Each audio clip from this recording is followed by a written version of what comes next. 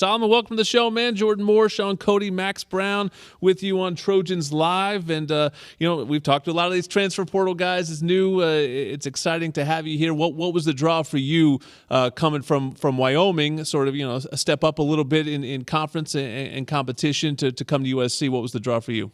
Well, a lot of people think it's California. This is SC. All that's great too, but it was really the staff. This is a very elite staff. I said this before. Coach Wiley, Lincoln, being the head man, Coach Grinch, as a defense coordinator, and all the supporting staff around it. Miss Rachel as a nutritionist, that's what really drew me to come here. I've been a part of a program with a really good staff before, and so I was really thirsty for that again. So yeah. Solomon, Pete, you hear Pete on the call right there. He was like, "Oh, this quarterback dropped it." I was like, "No, the quarterback didn't drop it, Pete." Solomon's in there reaching, trying to punch it out, man. That's part of pass rush, man. We talked to Coach a little bit about how you started the season, right? You started maybe third string on the depth chart. You're trying to figure out, hey, I transferred to this school, I want to get some playing time. How difficult is it to kind of wait your turn, and then when you get your turn to produce like you have? Oh man, I actually talked to a guy today, just telling him kind of you don't determine your future. God does. So just put your head down and work, and your opportunities will come. Me personally, I feel like I didn't change anything between the transition from going from the bottom of the depth chart now being a starter. Mm-hmm. It's just the same work that, then my opportunity came and took advantage of it.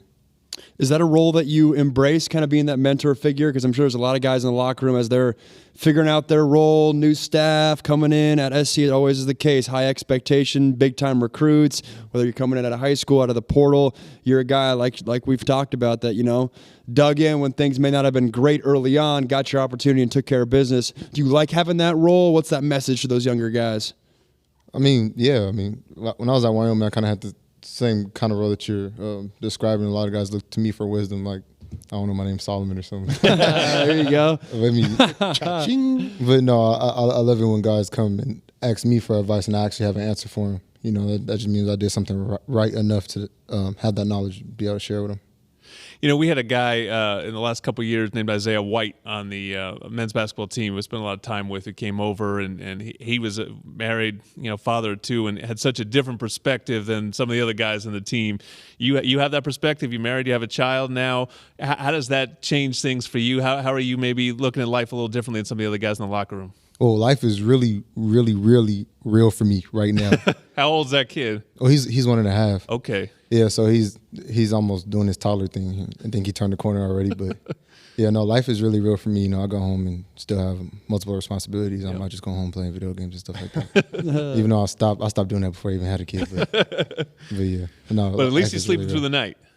Yeah, he's sleeping through the night. He's a champ. Most importantly, he's a champ. What has the message from Coach Grinch been? You guys had some bright moments, some explosive plays on defense, causing turnovers, tackles for loss, interceptions. Those have been a lot of bright spots. But there's also been some spots where you guys have given up some explosive plays. What's kind of been his message? Obviously, coaches are never happy, but what would he want you guys to kind of turn into as the season unfolds? Well, he's kind of pounded home that when we're making plays and we're doing our job, Coach Riley as well, we're not doing anything special. Mm-hmm. We're just doing our job and playing hard. And that's it. We just have to bring everybody with us, me included. I'm not perfect. I guess I did a little something, but everybody has to do their job and do it to the best of their ability. And then you'll see how good this defense could be.